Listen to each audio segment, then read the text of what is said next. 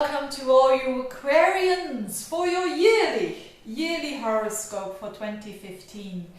And this is going to be an interesting year for the Aquarians because your ruler Saturn will not be squaring up to your sign anymore. That's good news. Only for a little small percentage, but I'll talk about that in a minute. I've seen quite some Aquarians who told me, hey, I don't understand it. With Jupiter in my opposite sign, this is supposed to be very positive, especially in relationships, and I'm having trouble in my relationship. But then you look at the chart and then you see that Saturn exactly squares up to the Sun, for instance. So this is to show you that these are general horoscopes. So take that in mind, bear that in mind when you're looking at these general horoscopes. But now in general, you could say this Saturn energy is fading away, and this is for most of you Aquarians. There's only a very little small percentage who will still have this Saturn energy squaring up to your Aquarian energy, and that will be those who have their birthday on the 17th or 18th of February. Because Saturn is going to be back in Scorpio for a couple of months from June and September. So that's only for those a little percentage of people who will still have Saturn squaring up to their sign. And that means that for them things are going slowly. Things are it's the hard work that will give you the fruits later on, and it's maybe a bit less energy than normal. But most of you had that last year in 2014 when Saturn was in Scorpio, especially the half of the sign of Aquarius. So a lot of you will feel that shift. A lot of you, as Saturn goes now into Sagittarius, which is not squaring up to your sign anymore, will feel a bit lightness, will feel a bit lighter as things are going your way again. And especially because Jupiter is still in your opposite sign as from January up until August. So for those who say, I didn't have the expansion when it comes to relationships, there's still possibility as from January up until August because Saturn will be away. And Saturn and Jupiter are contradictory energies. So Saturn wants to restrict and Jupiter wants to expand. That's why it's a bit of a paradox. But as I said, that will fade away for most of you. So Jupiter is still in your 7th house of business partnerships, of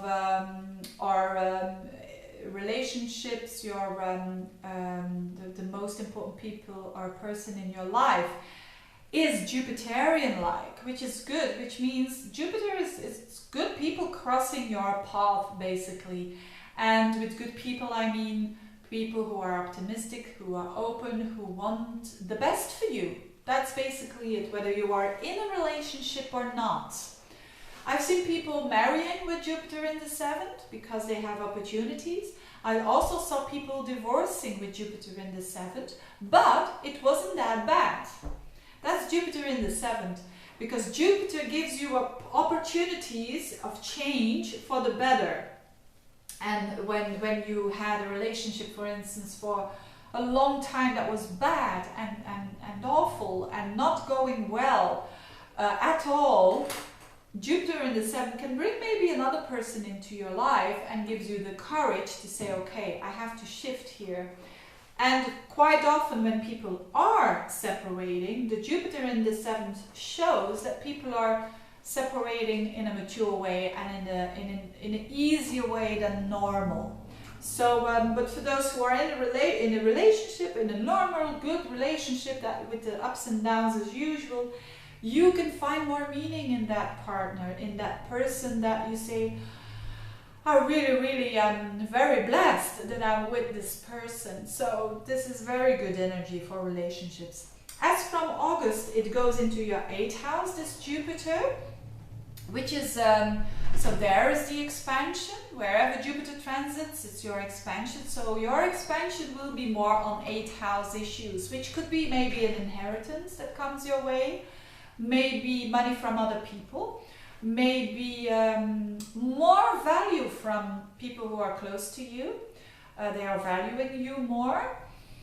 It can also mean on a psychological level that you have tackled and battled some taboos, and therefore you grow, and it gives you some support if you want to battle your fears. There's also Jupiter in your 8th house. So, and Saturn, as I said, Saturn was in a key area of your life, so in your 10th house, which is work. So those challenges could have to do with work for some of you lately, but most of you will now have understood where they have been working hard on their careers, working very, very hard indeed, and they will find the fruits now. Or they will just know what they want and what they don't want in work. And maybe some of you will actually have had a bit more focus on work, a bit more narrowing. So maybe you were all over the place with your work, and you've decided, no, I'm going to be a bit better one responsibility, but doing it well, instead of doing 10 responsibilities, and you know, quality before quantity when it comes to work. And you have developed, for a lot of you, a certain authority when it comes to your work, with Saturn going through that 10th house.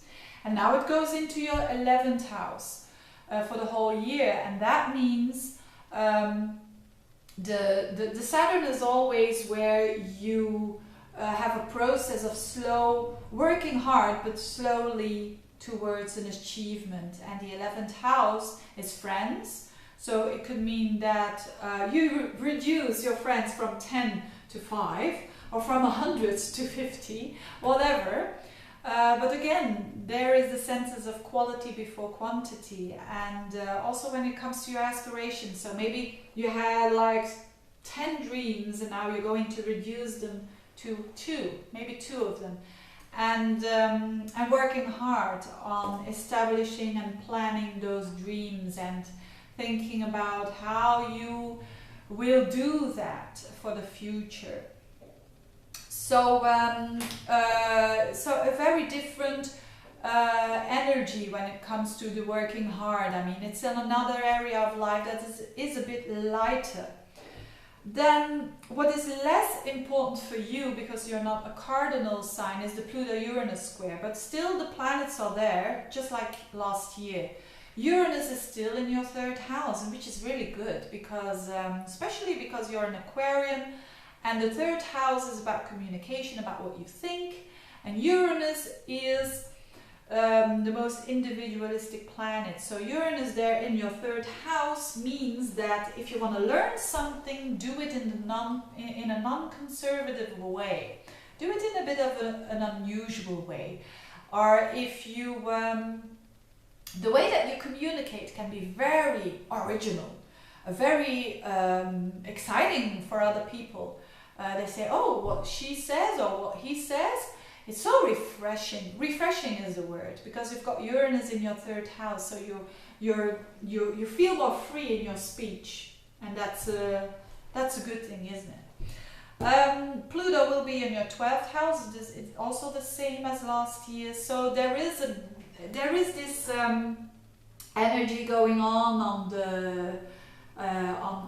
the hidden side, you could say. The 12th house is your subconscious, it's your blind spots. And with Pluto there, you're getting to know your blind spots. It's not always the other people who are seeing it, it's you as well. We all have them, blind spots, and with Pluto there, you will go through the fear in order to meet your blind spots. And that means always that you are understanding yourself way better, understanding your own little demons, big or little demons.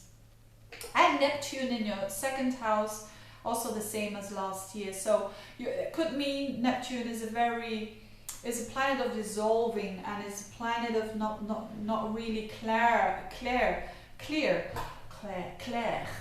I'm speaking French and English at the same time, but it means that your income, for instance, can be like a bit like peaks, or going up, going down, a bit insecure about how to anticipate your income. It's also where Neptune is, it's the detachment and the letting go of your attachments towards something. That could be money, that could be material things. It could also be you having a change in what you value. So what you used to value can be different. So maybe you used to value a big car or a huge home or whatever, and now this is less important. Not that it's non-significant at all, but it is in a different way. So these were the most important things, I think, for you when in 2015. I want to mention for you a Mercury retrograde as well, because it's in your sign in January, February. So the first 2 months is very significant for you when it comes to the way you think. You're going to rethink the way you think. And you would say, oh, well, that's not so significant, is it? But it is, because it's in your sign, in your first house. So you are investigating how your message comes across to other people. You're going to change that in a way. It'll probably be very interesting and good. No doubt about it. So that's for 2015. I think a very interesting year with a lot of possibilities of growth. And I wish you all the best for 2015. Have a very good year. Thank you a lot for watching, and see you next time. Bye bye.